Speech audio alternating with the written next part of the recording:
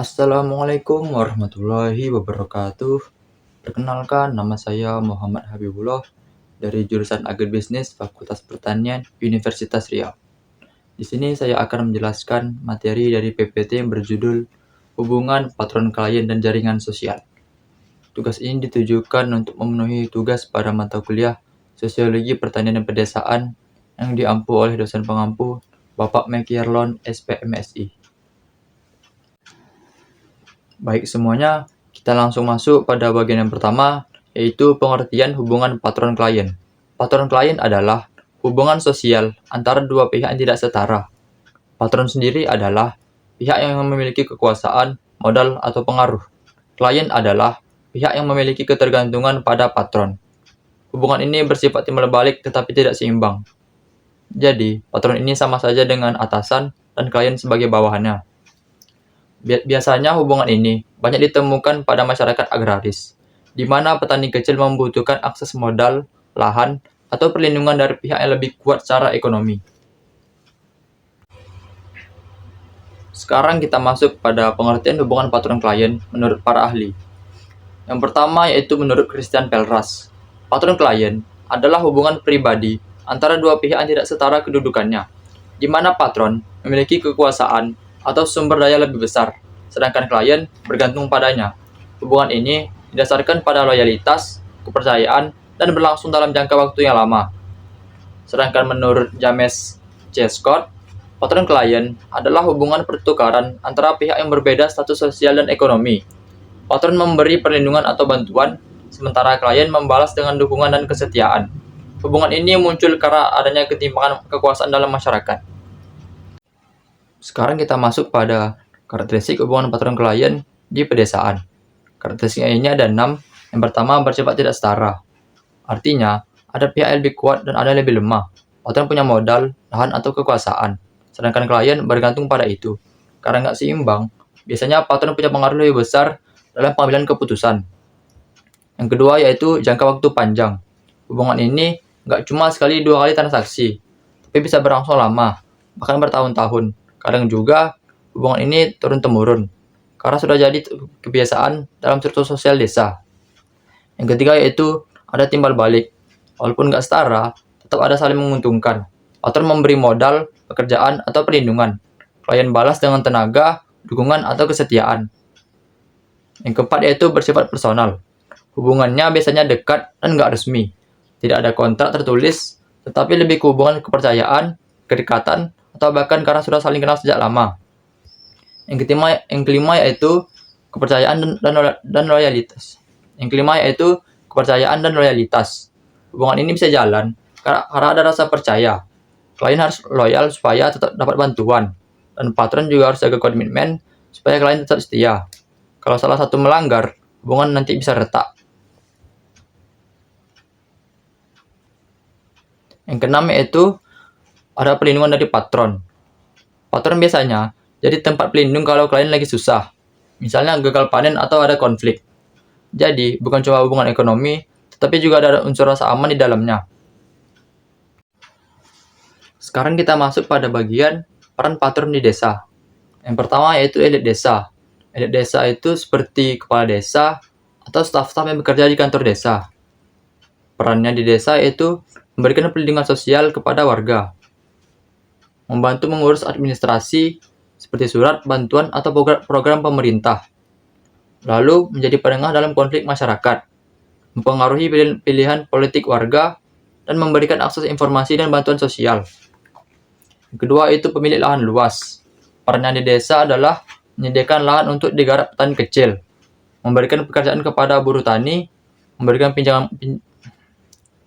pinjaman modal atau kebutuhan hidup, menentukan sistem bagi hasil, dan memberikan bantuan saat masa sulit, seperti saat gagal panen dan krisis. Yang ketiga, tengkulak.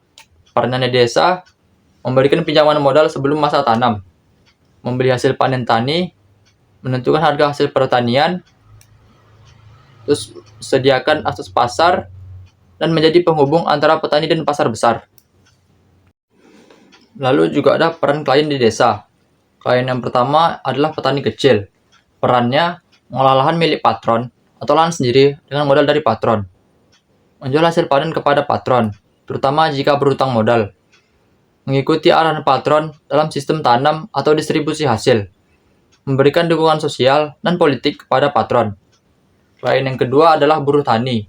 Perannya bekerja di lahan milik patron, mengandalkan patron sebagai pemberi upah utama, siap bekerja sesuai kebutuhan musim tanam dan panen, menunjukkan loyalitas agar tetap mendapatkan pekerjaan.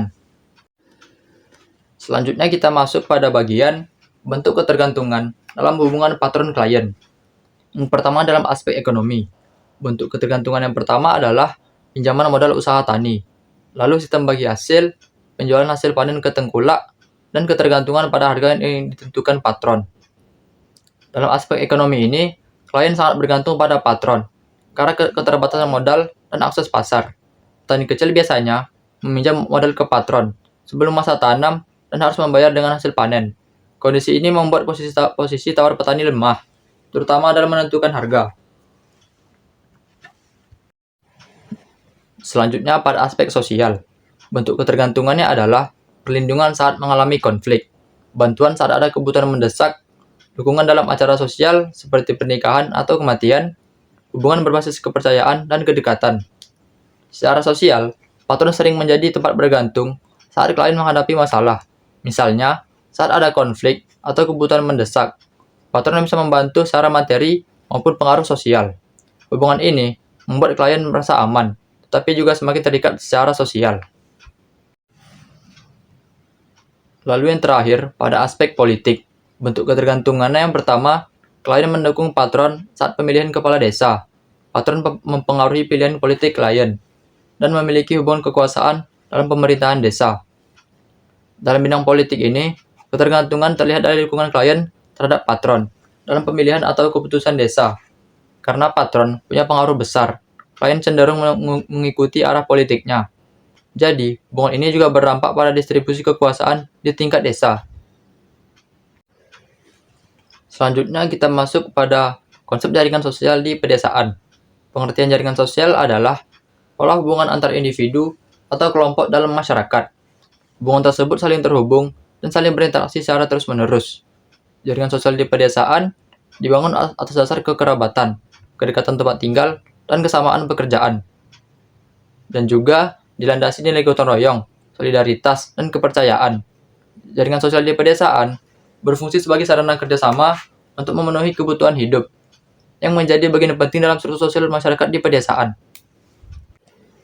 Selanjutnya, kita masuk pada bagian jaringan sosial dalam masyarakat pedesaan, yang terdiri dari kekerabatan, tetangga, dan kelembagaan lokal. Kekerabatan meliputi hubungan keluarga inti dan keluarga besar, saling membantu dalam pekerjaan, warisan lahan dan usaha, dan dukungan saat kesulitan ekonomi. Yang kedua, tetangga, yang meliputi gotong royong, kerjasama saat panen, saling meminjam alat pertanian, dan solidaritas dalam kehidupan sehari-hari. Yang ketiga, kelembagaan lokal, yang terdiri dari kelompok tani, koperasi desa, karang taruna, dan lembaga adat.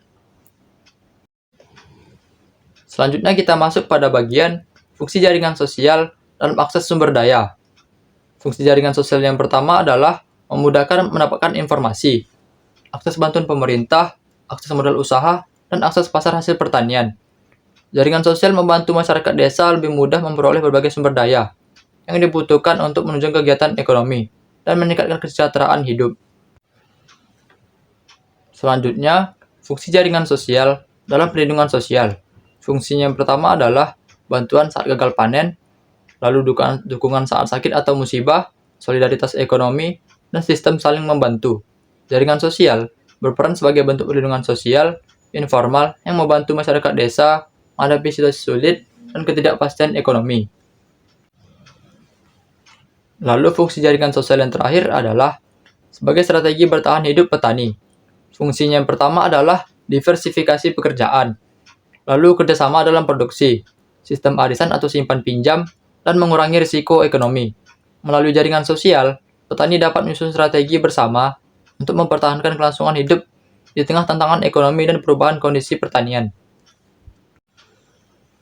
Lalu kesimpulannya adalah, hubungan patron klien di pedesaan merupakan hubungan sosial yang tidak setara antara pihak yang memiliki kekuasaan dan sumber daya atau patron dengan pihak yang bergantung atau klien, namun tetap bersifat timbal balik.